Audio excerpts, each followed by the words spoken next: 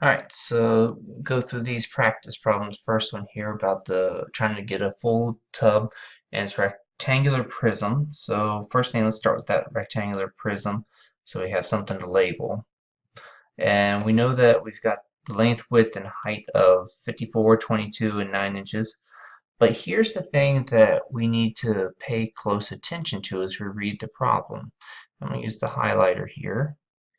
It's that in the end, I want to determine how many gallons of water there are. And the only conversion I have is from gallons to cubic feet. So what it might be easier to do is instead of dealing with cubic inches, let's change each of these to feet. So I know that uh, 54 inches, if I want to change that, I know that there is 1 foot and 12 inches. So that means that that is equivalent to 54/12 feet. And same thing with 22 inches. Again, if I want to convert it, that's 1 foot for 12 inches. So that's 22/12 feet. And then I know that 9 inches, same thing, 1 foot for 12 inches will give me 9/12 feet. So when I label this, my length would be 54/12 feet. My width would be 22/12 feet, and my height would be 9/12 feet. So when I find my volume, I'm doing 54/12 feet times 22/12 feet times 9/12 feet. And the nice thing, if I keep it in fraction, I just get a more exact answer. And if I do that, I will get approximately 99/16 cubic feet. And that's around 6 3/16 cubic feet. Now, the thing is, though, I want it in gallons. So I can take this, and so I know that if I start with my 99/16, that's my cubic feet, that I know that there is 1 gallon for every 134 thousandths cubic foot. So this looks kind of funny, but what ends up happening, my cubic feet cancel, and I end up with 99 in the gallons over 16 times the 134 thousandths. And when I multiply that, that will give me approximately 46 and 1800ths gallons. Alright, so let's go to the next problem. Alright, so in this problem, we're trying to create the concrete patio. The big thing to pay attention, I'm going to pull up my highlighter, is that we want it in cubic feet, but my height is in inches. So the first thing I want to do is change my height from 3 inches to feet. So I know that 1 foot gives me 12 inches, so there my inches will cancel. So that's 3/12 feet, which is equivalent to 1/4 foot.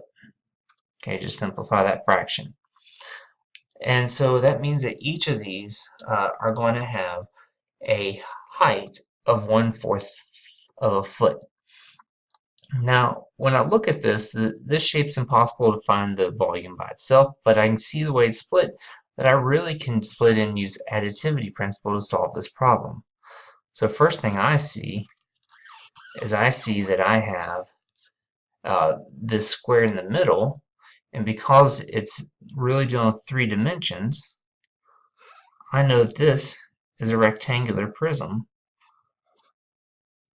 where my height is the 1/4 foot, and I know that my length and my width are both the 15 feet. So when I look at the volume there, that's 15 feet times 15 feet times 1/4 of a foot, which is 56 and 1/4 cubic feet. Now the other part then is the two semicircles. Now here's the nice thing about semicircles.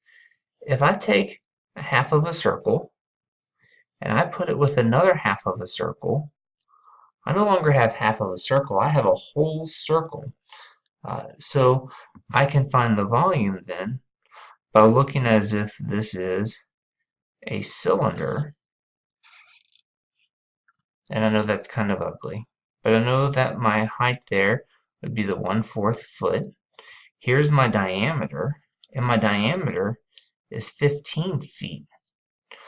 But I think about what I need for volume. Volume of a cylinder is pi times the radius squared times the height. Well, if my diameter is 15 feet, that means that my radius is 7.5 feet. And I'm going to square that quantity, and I'm going to multiply it by the 1/4 of a foot. And this will give me about 44 and 1800ths cubic feet. So if I think about my entire patio, the volume of the patio will be the sum of those two volumes. So that's the 56 and a quarter cubic feet plus the 44 and 1800ths cubic feet, which is about 100 cubic feet. All right, so with the next problem, so we've got this tube of toothpaste that has a set volume inside of it. So I know that the total volume is 15 cubic inches. That'll be to the side, I need to keep that.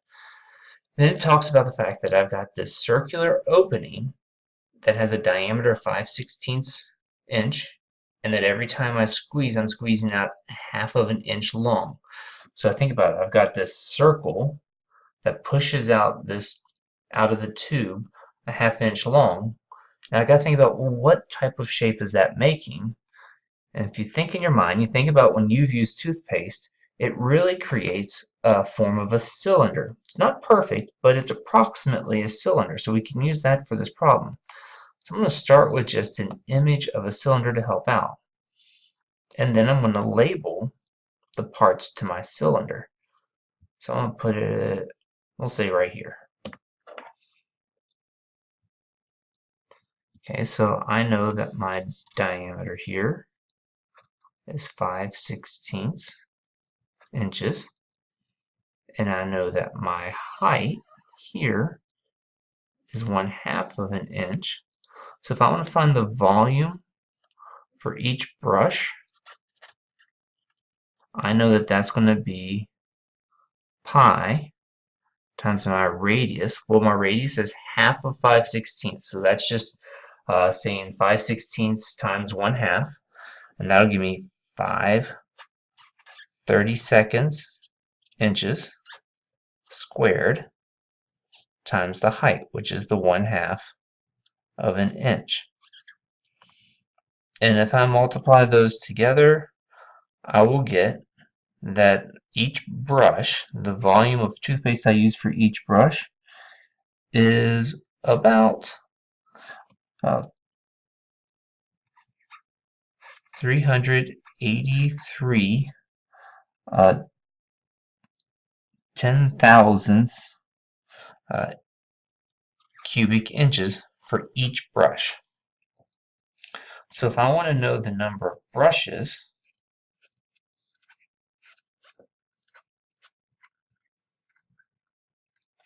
I can think about it as if I have a total of 15 cubic inches, and I know that for one brush,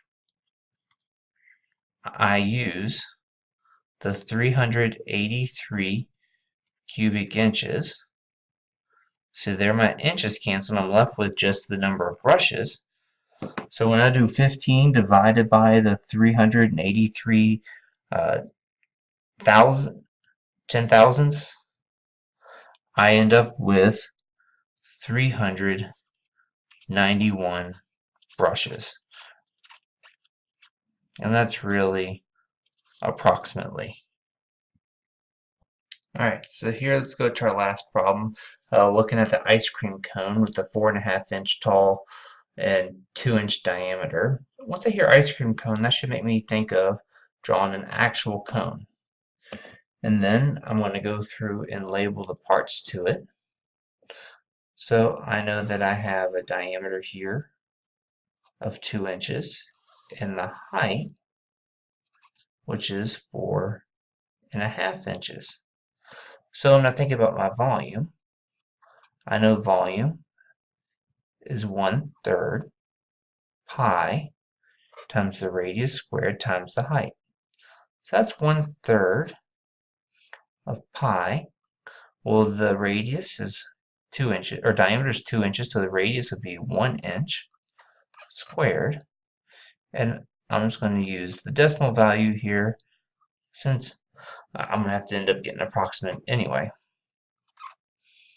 So when I approximate this and multiply those values together, I'll end up with approximately 4 71/100 cubic inches.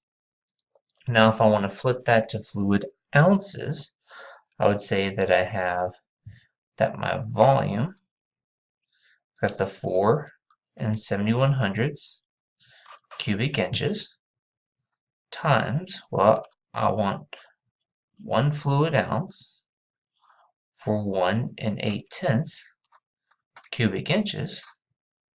There my cubic inches cancel, and that shows me that I'm going to divide 4 71/100 by the 1 8/10, and this will give me approximately 2 6/10 fluid ounces.